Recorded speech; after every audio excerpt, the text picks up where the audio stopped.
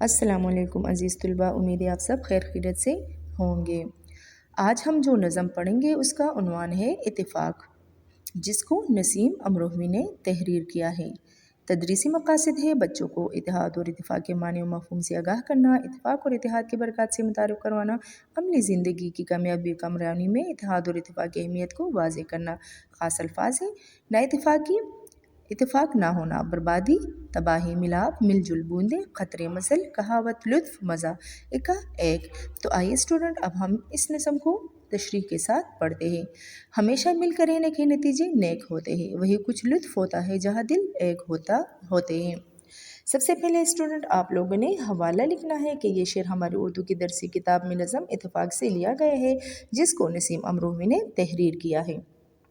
तशरीह है, इस नज़म में शायर हमें इत्तेफाक और इत्तेहाद का दर्स देते हुए कहता है कि जो लोग आपस में इत्तेफाक और इत्तेहाद से रहते हैं, इनका अंजाम बेहतर और अच्छा होता है। इन्हें कोई परेशानी नहीं होती, वो ज़िंदगी का सही मज़ा उठाते हैं क्योंकि इनके दिल आपस में मिले हुए होते हैं। वो एक दूसरे की बात को समझते हैं और आपस में प्यार और मोहब्बत से रहते हैं। शेर नंबर 2, यही एकात रास्ता कामयाबी का दिखाता है, यही एकात हर मुश्किल में अपने काम आता है। शायर कहता है कि यही एक होना ही कामयाबी की निशानदही करता है, क्योंकि कौमों का उरूज व ज़वाल इनके इत्तेहाद में पोशीदा है। जो कौमें इकट्ठी हो जाती है फिर कामयाबी इनके कदम चूमती है और बड़ी सी बड़ी रुकावट भी इनका रास्ता नहीं रोक सकती। वो अपने इत्तेहाद से हर मुश्किल को हल कर सकती है। शेर नंबर 3 है, जो हो आपस में दुश्मन रहम उन किस्मत के मारों पर, मसल मशहूर है दो मिल के बारी हो हज़ारों पर। तशरीह है, जो लोग आपस में दुश्मनी रखते हैं और लड़ते झगड़ते रहते हैं, एक दूसरे की जान लेने के लिए तैयार रहते हैं, ऐसे लोगों की हालत पर रहम आता है। ऐसे लोग बदनसीब होते हैं, इन बदकिस्मत लोगों पर रहम ही की नज़र डाली जा सकती है। मशहूर कहावत है कि एक अकेला होता है और दो मिलकर 11 बन जाते हैं। जब दो लोग आपस में इत्तेफाक और इत्तेहाद से रहते हैं तो वो हज़ारों को ज़ेर कर सकते हैं। शेर नंबर 4 है, वो बूंदें जो बिखर कर एकदम में सूख जाती है, जो मिल जाती है आपस में तो फिर तूफ़ान उठाती है।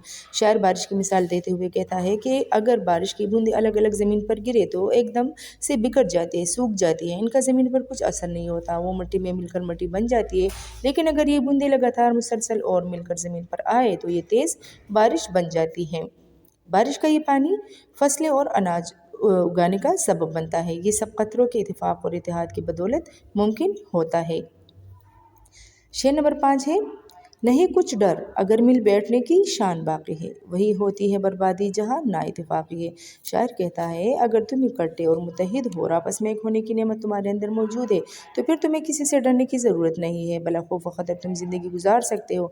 याद रखो, वो कौमें तबाह बर्बाद हो जाती है जिनमें इत्तेफाक नहीं होता, वो मुंतशिर होकर अपने वजूद और ताकत को ज़ाया कर देती है। ना इत्तेफाकी का अंजाम बर्बादी ही होता है।